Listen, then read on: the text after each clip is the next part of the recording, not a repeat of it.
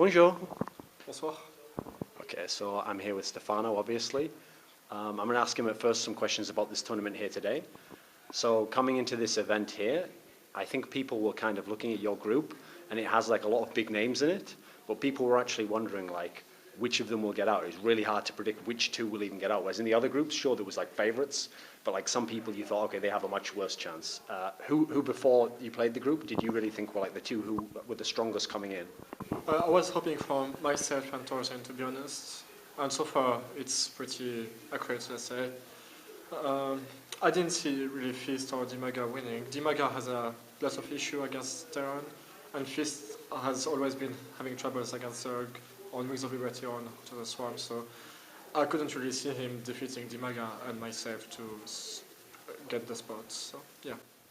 When you played the games against Feast, like, did he actually have chances to win the series? Did the series look closer because it was 2-1 than it actually was? What did you think? I think the series were pretty close beside the first game. Basically, what you need to know about Feast is the late game he will always lose, but the only way he has to win is to go like an all-in or very aggressive build, and that's how he made two very close games. He won one and he lost the other one. He's quite famous, obviously, for like blink play, etc. Were you surprised he just didn't go even more aggressive with his all-ins? Like he was willing to play more of a mid-game with you? I think everybody, when we think about Feast, we think about blink stuff. So it's a bit stupid to go blink against a player who knows him.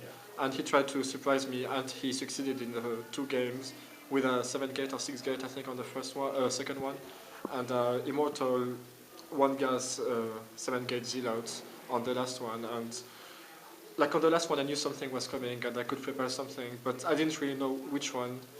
And Hydralisk was the solution against Blink and Immortal, so I did Hydralisk and it worked quite well. Since you used to be in Millennium, I've asked Feast in the past also, does that mean you used to practice with Stephano a lot? And he said like even when you were both in Millennium, you didn't necessarily practice very much. Now that you're back in Europe, have you practiced with him much in Heart of the Swarm? I do not practice with player. I tend to only try to ladder. I don't like practicing against a specific player because I'm going to practice against his specific style and not against the Protoss race. And when you play ladder, you meet many different styles, so you can be good against everything. So then in going into the series against your current teammate, does the same apply? Like you didn't practice much against ThorZaIN necessarily? We never practiced in our life, I think. Or we practiced like 2 years ago when he won TSL 4, we practiced a bit. Or TSL 3, I can't remember which one. Yeah, that was the only time we practiced. In this series you played against him this time, it seemed like he was willing to just play long macro games with you as well.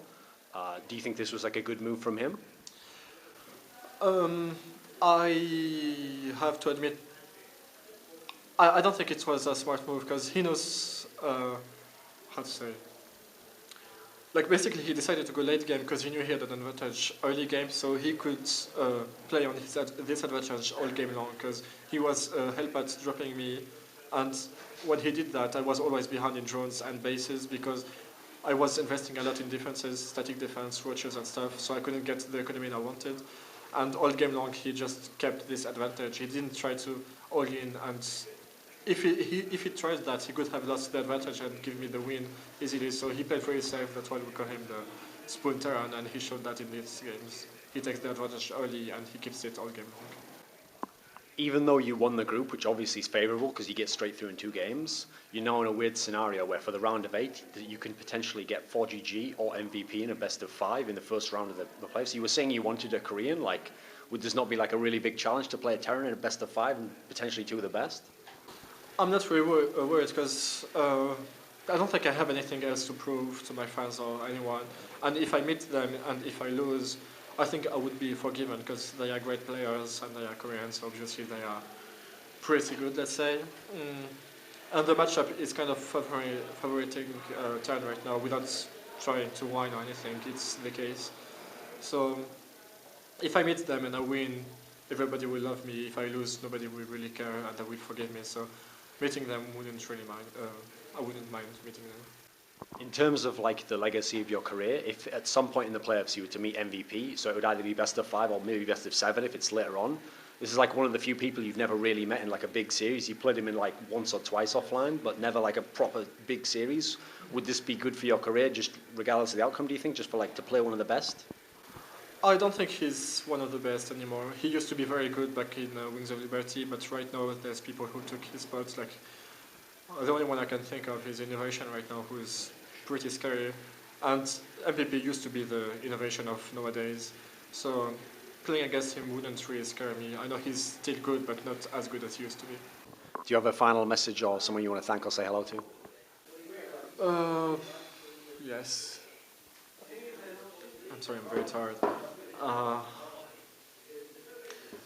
Obviously, I want to thank my whole family for the support they gave me during the last 2 years and the acceptance they put into my decisions. I want to thank my team for understanding my purpose in life and my way to see the world and the meaning of life.